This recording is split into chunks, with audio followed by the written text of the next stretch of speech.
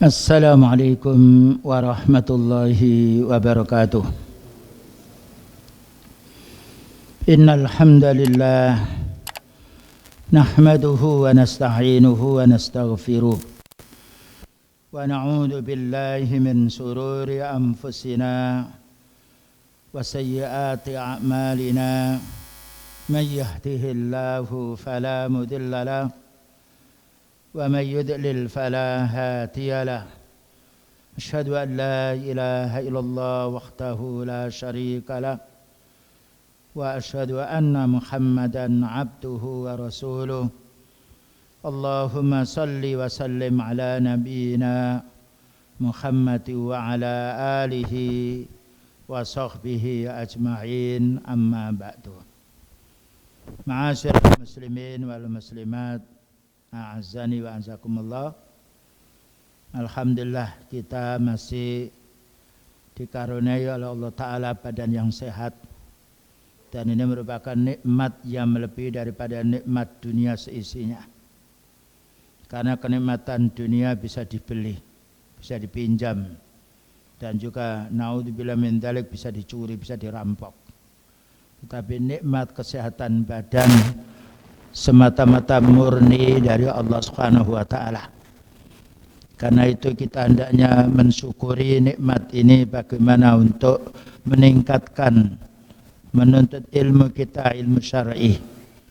Lalu kita amalkan dan juga kita dakwahkan agar kita menjadi orang yang bersyukur kepada Allah Subhanahu wa taala. Demikian juga nikmat kita masih bisa beribadah. Walaupun toh kendala-kendala ibadah beberapa bulan ini banyak sekali, dan inilah ujian yang Allah Ta'ala mengetes, menguji kita semuanya sampai di mana kita ini istiqomah di dalam masalah ibadah ini. Kajian kita untuk malam ini yaitu kitab Syarah Usulis Sunnah. Usulis Sunnah itu maknanya dasar-dasar akidah, karena makna sunnah itu bermakna akidah yang disampaikan oleh ahli hadis, yaitu al-Imam Abi Abdillah Ahmad bin Muhammad bin Hanbal rahimahullah ta'ala, dan disyarah oleh Syekh Rabi' bin Hadi al-Madkhali hafidhahullah ta'ala. Kitab ini sangat penting untuk kita fahami, karena ini merupakan dasar-dasar pokok yang menyempurnakan keimanan kita, agar kita menjadi orang yang iman yang sempurna, yang tammah. Dan dalam keterangan ini kami meloncati beberapa sebagian keterangan dari Syekh Rabi', karena beliau juga menjelaskan tentang urutan sanad yang lainnya. Dan karena kita hanya 1 bulan sekali pertemuan kita untuk kitab ini, maka kami baca matannya dulu, kemudian keterangan pokok pembahasannya dari Syekh Rabi' akan kita baca insyaallah ta'ala. Halaman 7 di situ judulnya At-Tamassuku bima kana alaihi sahabatu wal iqtida'u bihim. Kita wajib berpegang teguh dengan prinsip-prinsipnya para sahabat, dan kita mengikuti jejak mereka. Ya, berpegang teguh prinsipnya para sahabat dan mengikuti jejak mereka. Prinsip itu banyak akidah-akidahnya, jejak hanya amalan-amalnya. Kenapa di sini kita oleh Imam Ahmad dijelaskan berpegang teguh kepada para sahabat, kok tidak berpegang teguh kepada Al-Quran dan hadis? Karena para sahabat berpegang teguh kepada Al-Quran dan hadis Rasulullah Sallallahu Alaihi Wasallam. Ya. Tapi kalau orang berpegang teguh kepada Quran, mungkin dia tidak tahu apa itu maksud Al-Quran, karena Al-Quran bukan diturunkan kepada kita, tetapi diturunkan pada beliau, dan beliau menyampaikan ini kepada para sahabatnya. Maka orang berpegang teguh kepada para sahabat berpegang teguh kepada Al-Quran dan sunnahnya Rasulullah Sallallahu Alaihi Wasallam. Wal iqtida'u bihim, dan kita harus mengikuti jejak mereka. baik di dalam sholat ya, di dalam kurban, dalam siam, karena Allah Ta'ala menjadikan beliau ini sebagai suri tauladan, dan kita diwajibkan pula mengikuti jejak beliau dan juga jejaknya para sahabat dengan dasar hadis alaikum bisunnati wa sunnatil khulafair rasyidin al mahdiyyin min ba'di. Kamu wajib mengikuti sunnahku, katanya beliau, dan mengikuti sunnah khalifah pengganti beliau yang telah mendapatkan hidayah dari Allah Ta'ala dan berhak untuk menyampaikan petunjuk kepada kita semuanya. Lalu dijelaskan di situ dari mulai qala al-Imam Al-Lalakai sampai terakhir dengan sanad yang sambung sampai Imam Ahmad rahimahullah ta'ala. Kemudian Imam Ahmad mengatakan usulus sunnah indana, usul pokok-pokok, landasan, dasar. Rumah ini masjid ada dasarnya, mobil ada sasisnya. Usulus sunnah, dasar-dasar akidah, landasan akidah indana untuk kita. Indan ini maknanya untuk ahli sunnah, bukan indi yang itu egois, tidak. Indana landasan akidah indana menurut untuk kita at-tamassuku bima kana alaihi ashabu rasulillahi sallallahu alaihi wasallam, berpegang teguh dengan prinsip-prinsipnya para sahabat radhiyallahu anhum. Satu, jadi prinsipnya kembali para sahabat, karena para sahabat kembali kepada qala nabiyyu sallallahu alaihi wasallam qala Allah Ta'ala, qala Allah Ta'ala. Karena itu setiap yang disampaikan para sahabat mesti qala Allah Ta'ala wa qala nabi. Yang nomor dua, al-iqtida'u bihim, dan kita wajib mengikuti jejaknya, amalnya. Kalimat al-iqtida' ada di dalam hadis. Beliau mengatakan iqtadu billadaini min ba'di, manut awakmu, ikutlah kamu kepada dua orang sesudah saya meninggal dunia, Abi Bakrin wa Umar. Jadi kalimat iqtida' itu mengikuti jejaknya, mengikuti amalnya, atamasuk prinsipnya. Jadi prinsipnya para sahabat harus kita pegang, amalnya harus kita amalkan. Yang nomor tiga, watarkul bid'ah, dan tinggalkan bid'ah. Kita tidak bisa mengamalkan sunnah dengan bid'ah. Kalau kita amalkan sunnah dan bid'ah, kalah sunnahnya. Jadi orang berpegang kepada sunnahnya beliau, para sahabat radhiyallahu anhum, dan berpegang kepada jejaknya, harus meninggalkan bid'ah, karena bid'ah itu musuhnya sunnah. Kemudian wa kullu bid'atin fahiya dhalalah, semua bid'ah itu tersesat, tidak ada bid'ah yang hasanah. Ini ulama hadis yang menghafalkan ribuan hadis dan juga punya kitab Al-Musnad yang menyusun hadis sesuai dengan yaitu nama para sahabat. Abu Bakar dulu berapa hadisnya, Umar berapa. Kemudian yang nomor berikutnya, watarkul khusumati, dan tinggalkanlah perdebatan. Jadi Quran itu jangan dibantah, hadis itu jangan dibantah. Karena Allah menjelaskan orang yang membantah Al-Quran dia orang kufur. May yujadilu fi ayatillahi illal ladzina kafaru. Orang yang membantah ayat Allah kufur. Jadi Al-Quran bukan untuk perdebatan. Kita harus sami'na wa ata'na, faham dan tidak harus pegang. Wal julusi ma ashabil ahwa, dan jangan duduk-duduk bersama orang penyembah hawa nafsu. Ya. Ini wasiat, subhanallah, kalau kita amalkan ini kenikmatan hidup. Tinggalkan perdebatan, duduk-duduk bersama orang penyembah hawa nafsu. Watarkul mirai, dan tinggalkan perdebatan, wal jidali, dan debat, wal khusumati, dan juga permusuhan, fitin. Jadi Islam itu jangan diperdebat, jangan dipermasalahkan, karena itu wahyu Allah. Kita harus sami'na wa ata'na.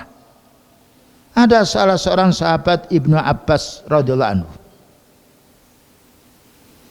Apa kata beliau?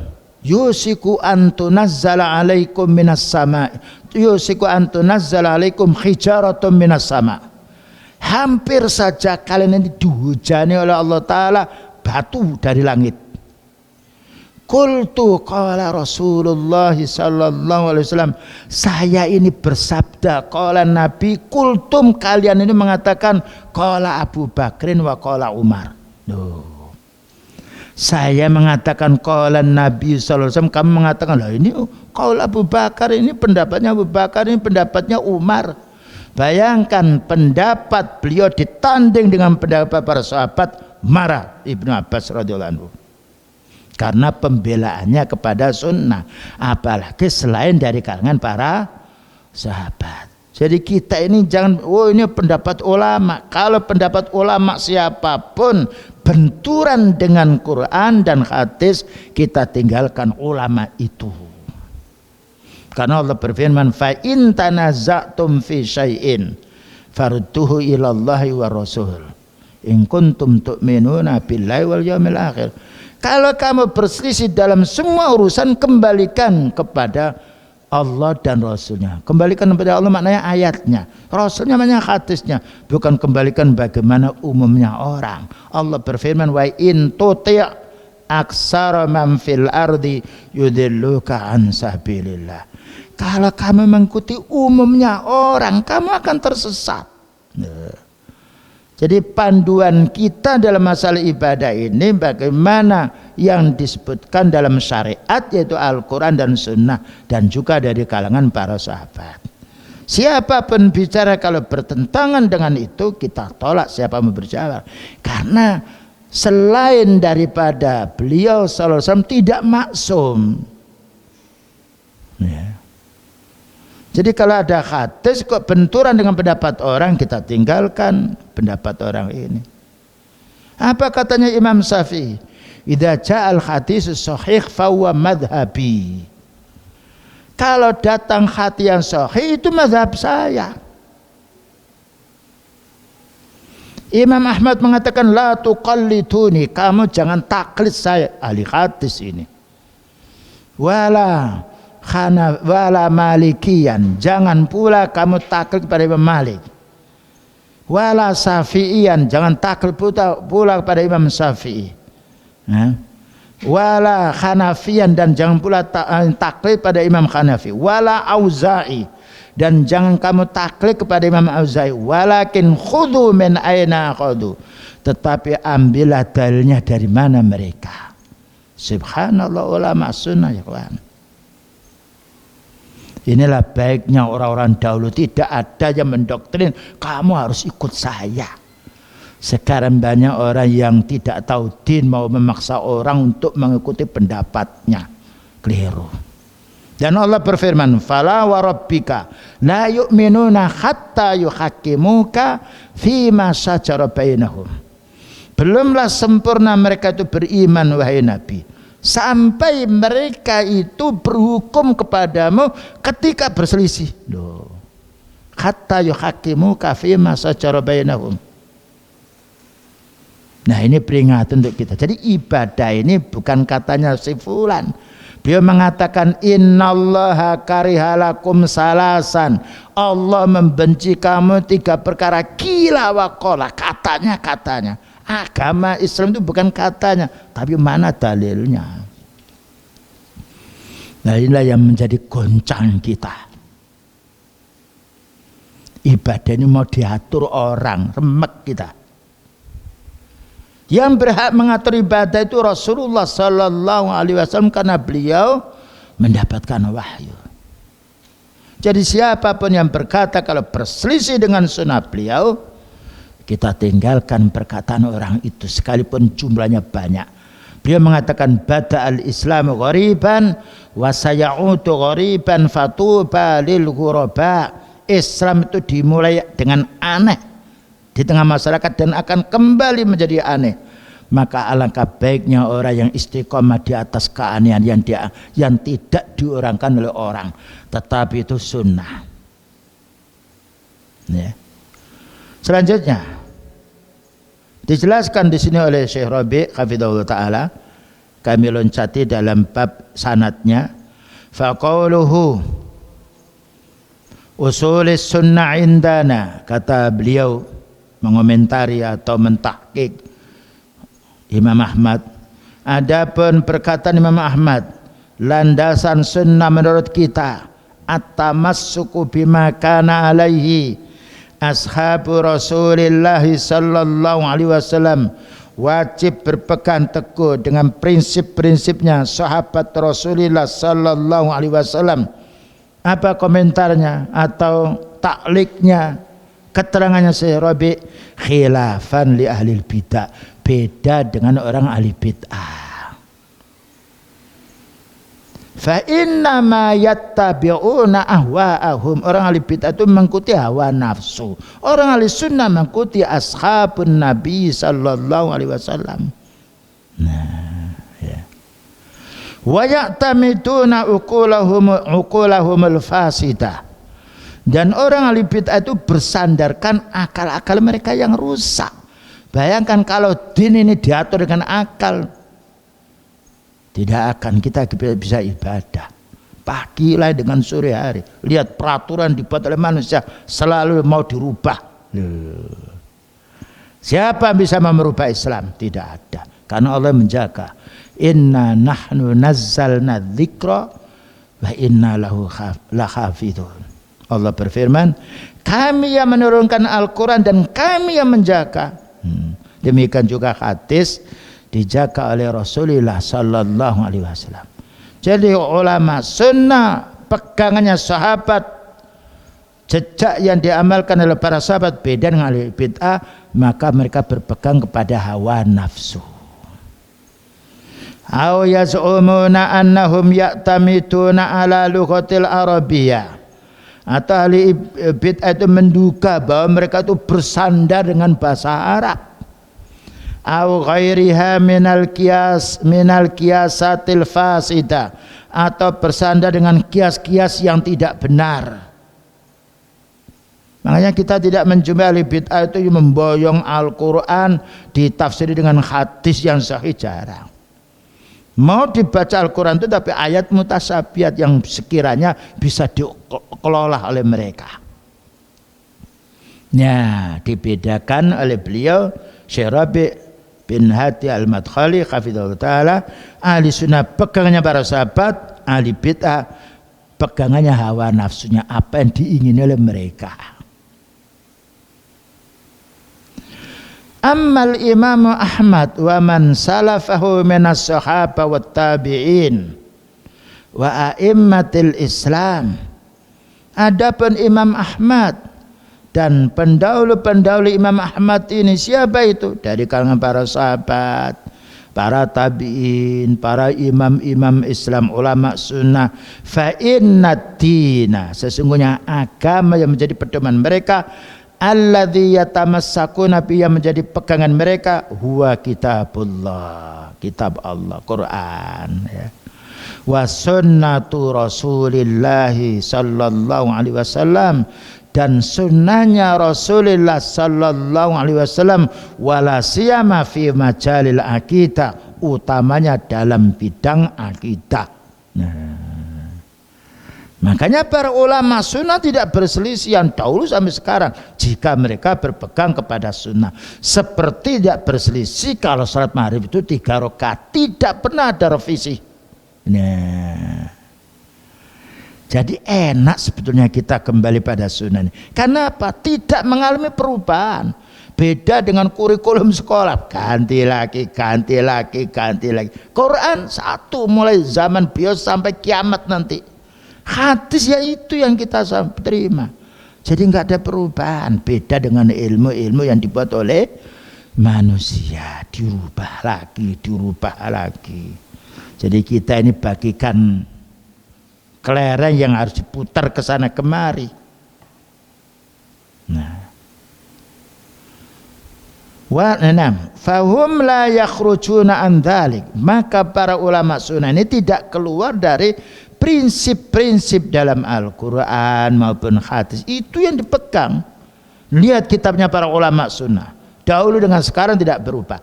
Bahkan yang dahulu itu diperjelas oleh ulama, sekarang diperjelas dalil-dalilnya. Bersambung terus dan tidak ada yang baru dalam Islam ini. Karena Islam ini sudah dijelaskan oleh Allah Ta'ala. Al-yawma akmaltu lakum dinakum wa atmamtu alaikum ni'mati wa raditu lakumul islama dina. Jadi Islam sudah sempurna. Tidak ada cara sholat baru, cara siam baru, cara kurban baru, tidak ada. Cuma kita ini memang diuji. Tidak akan berhenti orang-orang kafir itu mau merusak din. Allah berfirman, "Wadda katsirun min ahlil kitabi law yaruddunakum min ba'di imanikum kuffara hasadam min indi anfusihim." Berkeinginan sangat orang ahli kitab itu umumnya, wadda kasirun, umumnya ahli kitab berkeinginan sekali bagaimana bisa memurtadkan kalian setelah kalian Islam ini, setelah kalian berpegang pada sunnah ini. Karena apa? Hasatan min indi anfusihim, dengki dalam hatinya. Orang munafik dijelaskan oleh Allah, wal munafiqatu wal munafiquna wal munafiqatu ba'dhum min ba'din ya'muruna bil ma'ruf ya'muruna bil munkari wa yanhauna 'anil ma'ruf. Orang munafik laki-laki dan perempuan itu kerjasama, mereka ingin memerintahkan yang maksiat, yang mungkar, membendung ya yang ma'ruf, membendung yang sunnah, membendung yang wajib. Kalau ada ayatnya, ada orangnya, ya itu yang dikerjakan oleh mereka. Tapi orang mukmin lain, wal mu'minuna wal mu'minatu ba'duhum awliya'u ba'din ya'muruna bil ma'ruf wa yanhauna 'anil munkar. Orang mukmin laki-laki dan perempuan saling tolong menolong dalam hal mereka memerintahkan ya ma'ruf, membendung kemungkaran. Jadi beda. Tapi ini yang maunya digerogoti oleh orang banyak. Nah, inilah yang perlu kita harus istiqomah. Kita hidup di tengah-tengah fitnah. Selanjutnya, wahum la yakhrujuna an dzalika insyaallah. Para sahabat dan para ulama sunnah tidak akan keluar dari prinsip ini. Wa fi dzalikal hudal mustaqim, yang demikian itu adalah petunjuk yang lurus. Nah, sekarang makna wal iktida'u bihim. Imam Ahmad rahimahullah ta'ala menjelaskan berpegang teguh kepada prinsipnya para sahabat dan harus manut. Iktida' itu mengikuti jejak, mengikuti amalan para sahabat. Dijelaskan oleh Syekh Rabi' bin Hadi al-Madkhali hafidhahullah ta'ala, al-iqtida'u bi ashabi Muhammadin sallallahu alaihi wasallam, mengikuti jejaknya sahabat Muhammad sallallahu alaihi wasallam, wa humul qudwah, karena mereka itu panutan kita. Ya. Sahabat mengikuti Rasulullah sallallahu alaihi wasallam, kita mengikuti para sahabat karena para sahabat mengikuti beliau. Wa humul uswah, dan mereka itu suri tauladan kita. Nah, wa yushiru ilal hadis, dan itu diisyaratkan dalam hadis. Mana dalilnya? Kalau para sahabat ini juga panutan kita, bukan orang-orang sesudahnya. Kalau orang sesudahnya mengikuti para sahabat, berarti yang kita ikuti itu para sahabatnya. Mana dalilnya kita harus mengikuti jejaknya para sahabat? Beliau bersabda, alaikum bisunnati, kamu wajib mengikuti sunnahku. wa sunnatil khulafair rasyidin, dan sunnah khalifah mana pengganti beliau dari kalangan para sahabat ar-rasyidin yang menyampaikan yang benar, al-mahdiyin karena mereka itu mendapatkan petunjuk. Dikatakan para sahabat itu rasyid, menunjukkan yang benar karena mereka telah mendapatkan petunjuk. Adzu 'alaiha bin nawajid, gigit sunnahnya para sahabat itu dengan gigi geram. Kemudian wa iyyakum wa muhtasatil umur, jauhkan dirimu dari perkara yang baru urusan agama. Ya. Jadi kita mengikuti sunnah itu ibaratkan petani sedang tandur. Petani apabila dia bercocok tanam, mesti tanah itu dibersihkan rumputnya. Ya, dihilangkan batunya, dihilangkan uret-uret atau yang lainnya, ya. Kalau kita tinggalkan kebid'ahan, subhat, baru dipupuk tanah itu, ditanami dipupuk. Ketika muncul rumput, buang lagi, bahkan sampai ditutup dengan plastik yang dilubangi hanya tanamannya saja. Nah, itu orang yang ingin berhasil dalam bercocok tanam, bukan hanya sekedar ditanam rumput silakan hidup, bukan, disirami terus. Maknanya kalau kita menuntut ilmu terus, ketika menjumpai yaitu kendala-kendala rumput dicabut, ketika ada bid'ahnya kita buang. Nah, kalau orang mencari rezeki, bercocok tanam, ingin berhasil seperti itu, hama penyakitnya harus dijauhkan. Bagaimana kita berpegang sunnah lalu bid'ah kita biarkan? Wa kadzalika hadisul firqatin najiyah. Nah, ulama-ulama sunnah itu mendahulukan Quran, mendahulukan hadis. Demikian juga hadis al-firqatun najiyah, golongan yang selamat. Khinama akhbaru Rasul sallallahu alaihi wasallam, tatkala Rasulullah sallallahu alaihi wasallam mengkhabarkan anna hadhil ummah, sesungguhnya umatku ini, maknanya umatnya Rasulullah sallallahu alaihi wasallam, sataftariku, akan berpecah belah. Loh, beliau mengatakan akan berpecah belah karena pada zaman beliau tidak pecah belah. Faedahnya orang ditunggu dengan orang punya ilmu. Nah, ketika Khalifah Abu Bakar, Umar tidak ada pecah belah karena mereka orang-orang punya ilmu. Tapi beliau menjelaskan umatku ini akan berpecah belah karena meninggalkan para sahabat dan karena mengikuti orang-orang yang ahli subhat. Berpecah belah menjadi berapa? Ila salasin wa sab'ina firqatan, menjadi 73 kelompok. Ada riwayat masing-masing satu menjadi 73. 73 kali 73 banyak. Di tempat kita saja perbedaan dalam masalah urusan din ini banyak sekali. Dan ini pasti terjadi, perselisihan umat pasti terjadi. Tidak mungkin kita akan bisa menyatukan umat menjadi satu, tidak bisa. Yang beliau menjelaskan, cuma 73 ini dijelaskan oleh beliau, kulluha finnar, semuanya masuk neraka dulu, walaupun ada yang selamanya karena sudah keluar dari Islam, atau sebagiannya karena masih ada keimanannya. Dan itu disarah oleh Syekh Shalih Fauzan hafizallah hadis ini. Lalu siapa yang selamat? Illa wahidah, kecuali satu. Jadi kalau kita berpegang kepada yang hak itu jumlahnya bukan 5, bukan 10, apalagi sampai 50. 1 dibanding 72. Ya kurang apa lagi jelasnya hadis ini. Tinggal kita ini milih yang banyak apa milih yang satu. Nah.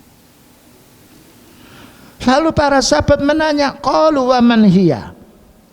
Para sahabat menanya, siapa wahai Nabi yang satu yang selamat dari neraka ini? Qala ma ana alaihi, yang ikut sunnah saya, wa ashabi, dan sunnah sahabatku. Dipatok 2.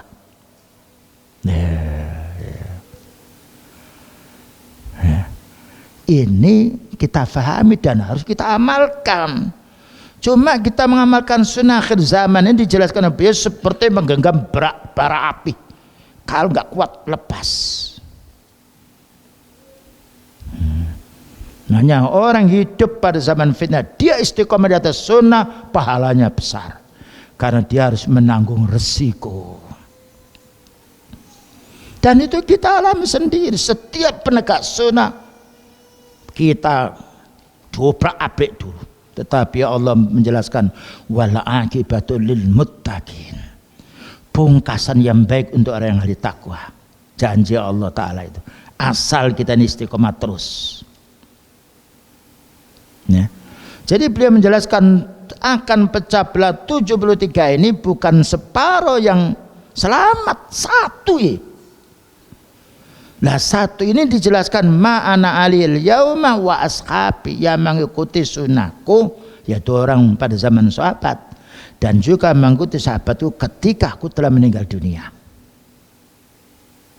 Nah. Summa qala aidan, kemudian beliau bersabda, lah ini pentingnya kita ya kawan ya. Kalau kita berpegang sunnah jumlahnya banyak nggak ada komusnya. Lah ini tadi hadisnya. Jadi kita kalau berpegang pada sunnah terpencil, terfitnah. Summa qala aidan fi hadisin akhar, kemudian juga beliau bersabda juga dalam hadis yang lain, taraktukum alal baydai, aku tinggalkan kamu dalam keadaan putih jernih. Lailuha kanahariha, malamnya seperti siangnya. Jadi maknanya beliau ketika meninggal dunia sunnah ini sudah sempurna. La yazighu anha, tidaklah yang berpaling dari sunnah ini illa halikun, mesti akan hancur akidahnya, hancur ibadahnya. Ya. Jadi lain orang berpegang pada secara umum nggak ada apa-apa. Ya, berpegang pada sunnah seperti ini. Nah inilah yang harus kita perjuangkan. Hidup kita tidak seperti hidupnya Nabi Nuh alaihissalam 950 tahun. Kita di umur 60 ini dengkul ini, tahu dengkul ya? Lutut ini sudah panas sih. Iya, panas. Penyakitnya mesti ada, kolesterol. Saya kolesterolnya berapa? 230, kadang-kadang naik. Asam urat saya 7,9. Karena kacang-kacang sampai 8 lebih. Darah tinggi. Pernah, Pak Ustadz darahnya kok sampai 200 lebih. Lah piye loh. Ya kita berusaha berobat. Ada lagi yang kena diabetes. Antum lihat. Kalau pohon sudah tua itu daunnya kuning jatuh, gigi kita merotoli. Rambut kita sudah putih. Ya. Perlu disonggo. Tahu disonggo ya? Kadang-kadang sempal sendiri tiangnya, enggak apa-apa kan sempal. Loh. Orang sudah tua sudah begitu, lihat. Nah kalau tua mesti mati. Ya. Saya ini ada penyakitnya Pak, kolesterolnya. Iya, maka beli tes itu sedikit ya diperubat. Ya, minum habatus sauda, matu yang lain berikhtiar. Gimana lagi Allah Ta'ala menguji kita. Jadi kalau orang tua banyak mati itu wajar. Lihat tanaman kalau sudah tua mati loh. Mau diapakan? Oh yang muda saja mati. Cuma yang tua lebih banyak. Itu tadi nyonggo, punggung sudah sakit, jalan pakai tekan. Kalau tanaman disonggo, kan gitu jalan pakai tekan. Kalau mobil tua krakernya ada gantinya, kita tidak ada. Nabi bagaimana kita dalam keadaan tua ini bertambah banyak ibadah kita. Itu bekal kita. Wala tamutunna illa wa antum muslimun, janganlah sampai kamu mati kecuali dalam keadaan Islam. Nah ini yang kita harapkan. Kita tambah tua, tambah dekat kematian. Ibaratkan orang pergi harus banyak bekalnya. Karena kita mau pulang. Ya. Jangan dikurangi ibadah ini. Sakit pun kita ibadah. Karena kita meninggal dunia yang kita bawa amal. Selanjutnya pula, Fas-sahabata massaku biha. Maka sahabat itu berpegang teguh dengan sunnah beliau ini. Walam najid fihim halikan insyaallah. Karena itu kita tidak menjumpai para sahabat itu hancur. Tidak kena seret orang Yahudi, tidak kena tarik orang munafik. Karena punya pegangannya, tekennya itu Quran dan sunnah. Gimana mau menggulingkan? Nah inilah at-tamassuk bima kana alaihi ashabu Rasulillah sallallahu alaihi wasallam. Nah, ulama sunnah sesudahnya juga begitu. Cuma kita katakan tadi berpegang pada sunnah pada zaman sekarang ini banyak dimusuhi.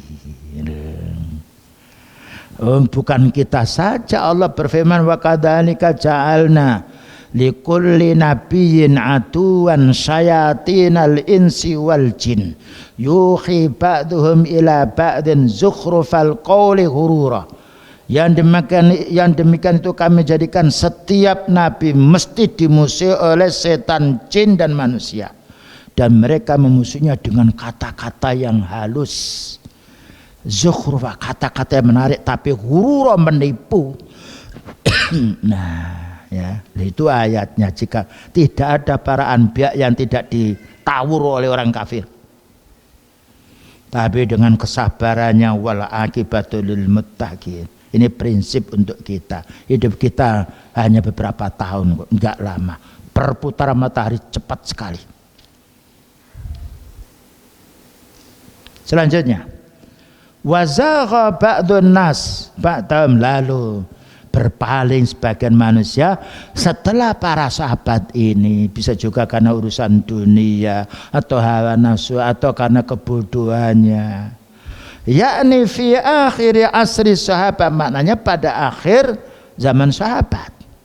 Ya, pada akhir zaman sahabat banyak orang-orang yang dari luar campur din. Wa kadzalika fi awsati uhudit tabi'in, demikian juga di pertengahan pada zaman para tabi'in. Summa intasaratil bid'ah, kemudian menyebar bid'ah ini merata seluruh dunia. Karena orang jadi ahli bid'ah itu tidak repot, nggak pakai dalil, bisa ngomong. Lain pakai sunnah, ditanya mana dalilnya. Loh. Kalau bid'ah enggak, yang penting umumnya. Sekali dalil-dalil yang penting dirasakan enak. Nah. Jadi kalau untuk memproduk orang ahli bid'ah gampang. Suruh bicara enggak sekuran sunnah dan banyak orang mengikut. Tapi kalau kita kembali pada sunnah, nah harus belajar dulu. Fabada'at firqatul khawarij, mulailah muncul kelompok khawarij. Nah, yang mengkafirkan orang muslimin melakukan dosa besar. Muncul. Pada zaman beliau sudah muncul benihnya. Ketika beliau membagi-bagi harta, orang Khawarij tidak dapat. Oh, innaka la ta'dil. Oh, Nabi ini enggak adil. Padahal beliau bagaimana tidak berbuat adil? Urusannya urusan dunia. Dan muncul setelah itu warrawafid. Nah, Rafidah, Syiah, orang yang berlebih-lebihan kepada pimpinannya sehingga dikultuskan, ditakdiskan, disucikan. Sahabat Ali mau dianggapnya sebagai Tuhan. Ya Ali anta ilahi. Itu namanya Syiah Nusairiyah. Dari sisi yang lain sahabat Ali dicaci, dikafirkan kelompok Khawarij karena apa? Tidak mau berhukum dengan hukum Allah katanya. Inilah musibah yang menimpa kepada Khalifah Ali radhiyallahu anhu. Sampai dibunuh sahabat Ali. Bukan karena mencuri. Dan bukan karena mengambil hartanya orang lain. Dibunuh oleh kelompok Khawarij. Demikian juga sebelumnya Khalifah Utsman bin Affan dibunuh oleh kelompok Khawarij yang didalangi oleh Abdullah bin Sabah, orang Yahudi Yaman laknatullah alaihi. Ini fitnah. Ya. Begitu resikonya orang-orang dulu, bapak-bapak dan ibu. Membela sunnah ini nyawa. Nah, kita ini masih mendingan cobaan kita ini. Tidak seperti umat-umat dahulu. Fi akhir khilafati Ali radhiyallahu anhu, yang mana muncul kelompok Khawarij ini menyebar, dan Rafidah ini pada akhir khalifah sahabat Ali radhiyallahu anhu, sehingga pecah belah.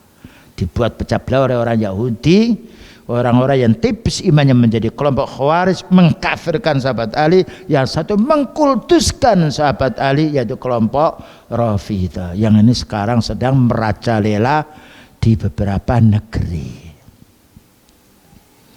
Nah, kalau kita tidak menuntut ilmu, ya tidak tahu.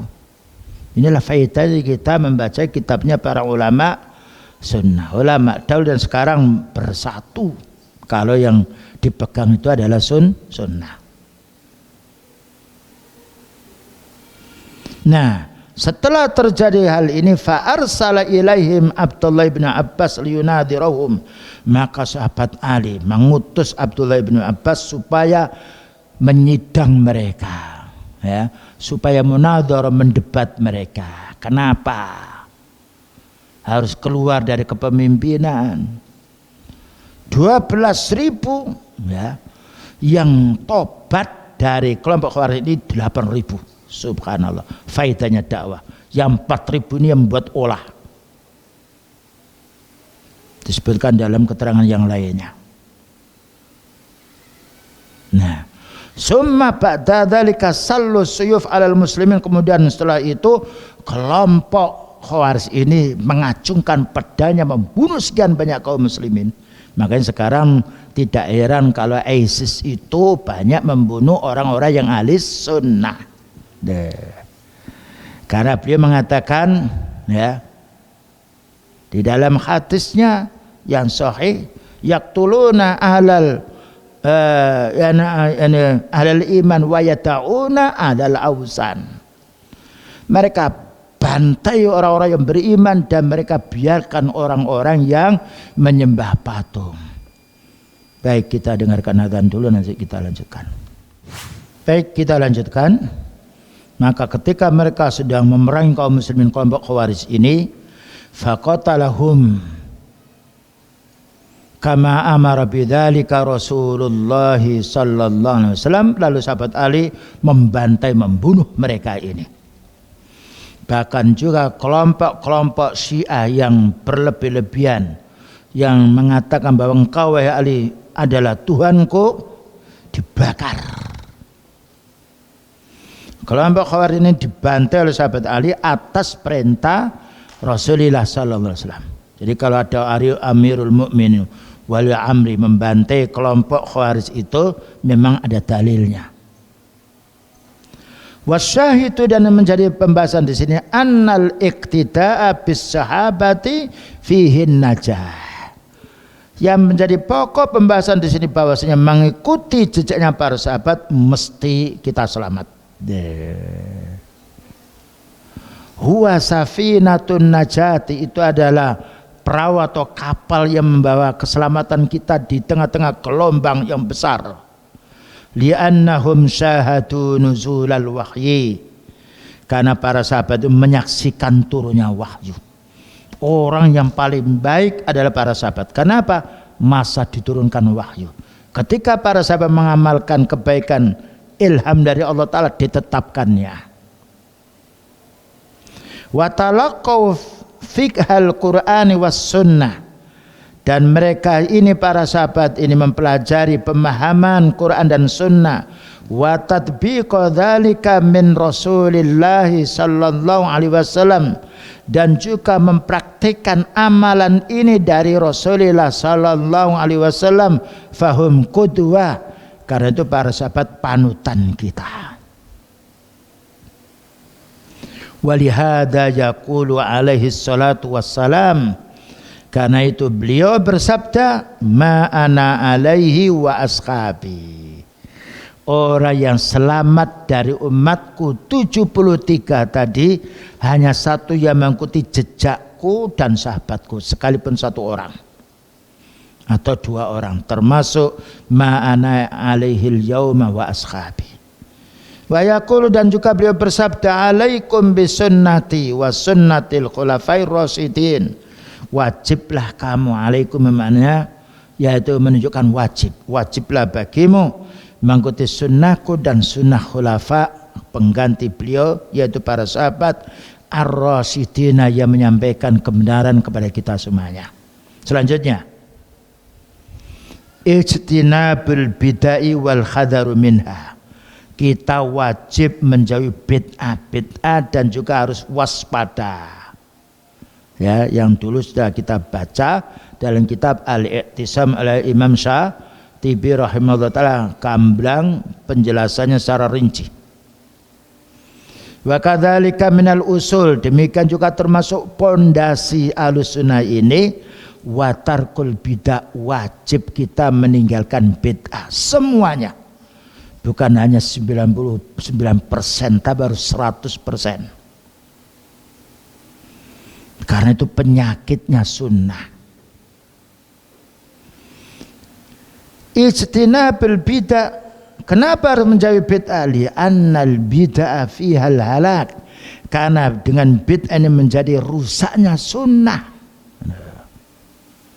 Wa hadhil firaqu allati waqa'at fil bid'ah tawa'adaha Rasulullah sallallahu alaihi wasallam bi annaha kullaha finnar.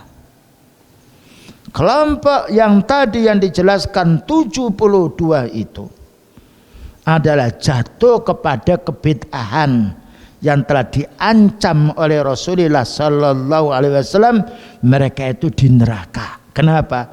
Li'annaha salakat subulas syayatin, karena mereka itu menempuh jalannya setan. Makanya Al-Imam Sufyan As-Tsauri mengatakan al-bid'atu ahabbu ila iblisa minal maksiyah. Bid'ah itu lebih disenangi oleh iblis daripada maksiat. Kenapa? Karena maksiat orang faham, karena itu mencuri sembunyi-sembunyi. Mau berbuat zina pun juga bukan sembarangan waktu dia. Ya. Tapi kalau bid'ah menampakkan dirinya dan merasa mendapatkan pahala, tidak ada orang mencuri merasa dapat pahala. Karena itu mereka berhenti. Dan ada orang menangkap pencuri. Ada juga menangkap orang yang berbuat zina. Menangkap ahli bid'ah tidak ada. Karena orang ahli bid'ah, karena orang itu tahu bid'ah, orang itu harus mengamalkan sunnah. Nah ini. Maka Allah Ta'ala berfirman di dalam surat Al-An'am 153, yang dulu kita baca pula ayat ini dalam kitab Al-I'tisam, wa anna hadza sirati mustaqiman fattabi'uhu, dan sesungguhnya ini jalanku, ini itu maknanya sunnah, ini adalah Al-Quran dan hati yang sahih. Mustaqiman, jalanku yang lurus, satu berarti sirati itu mufrad, mustaqiman sifat daripada sirati. Fattabi'uhu, maka ikutilah yang satu ini. Lalu Allah mengatakan wala tattabi'us subula, dan kamu jangan mengikuti jalan-jalan yang lain. Ini namanya ahli bid'ah. Karena ahli bid'ah macamnya banyak. Lihat dikirnya beda satu sama lain. Kalau ahli sunnahnya satu, sekalipun orangnya beda, sunnahnya satu. Kalau itu mereka mengamalkan sunnah. Jadi pertama kita diwajibkan fattabi'us sunnah. Yang nomor dua, kita dilarang mengikuti jalan-jalan selain sunnah, karena itu bid'ah. Dan Allah menjelaskan wala tattabi'us subula, jangan mengikuti jalan-jalan yang banyak. Yang benarannya satu. Beliau pernah menggaris khatta Rasulullah SAW khattan mustaqiman, dia menggaris garis yang lurus. Wa khatta an yaminihi wa yasari khututon kasira, dan beliau menggaris dari garis tengah ini beberapa garis yang banyak kanan kiri. Masing-masing depannya ini ada syaitan yang mengajak kepada jalan itu. Bayangkan satu dirubung, dikrokoti, maunya dipengaruhi oleh sekian banyak subulan. Kalau tidak kuat betul kentir kita, tahu kentir ya? katut. Ini bahasa Surawa sana itu. Nah, ibaratkan ada apa itu kayu tenggelam dengan gelombang. Karena apa? Beliau menjelaskan Allah Ta'ala berfirman, wa anna hadza sirati mustaqiman. Jalanku yang lurus ini satu. Fattabi'u, pegang ini. Wala tattabi'us subula. Jangan kamu ikuti jalan-jalan yang lain itu. Kenapa kita dilarang mengikuti jalan yang lain satu dan jalan yang lain dilarang pula? Kalau satu-satu saja, tidak boleh yang lain. Fatafarraqa bikum an sabili. Kamu akan pisah dari jalanmu yang benar. Gini maksudnya. Ya, ini jalan lurus. Ini belokan. Kalau kita di tengah ini kurang 5 meter belok ke kanan, ya ditinggalkan yang lurus ini. Fatafarraqa bikum. Kamu akan pisah dari jalan yang lurus ini. Ya, jadi yang ngampirkan kita banyak mari ini loh. Cara ngampirnya itu bahasanya zukhrufal qauli, bahasa yang menarik. Nah, lain dengan bahasanya ahli sunnah. Apa dia putih ya putih, ya hitam ya hitam, haram ya haram, wajib yang wajib.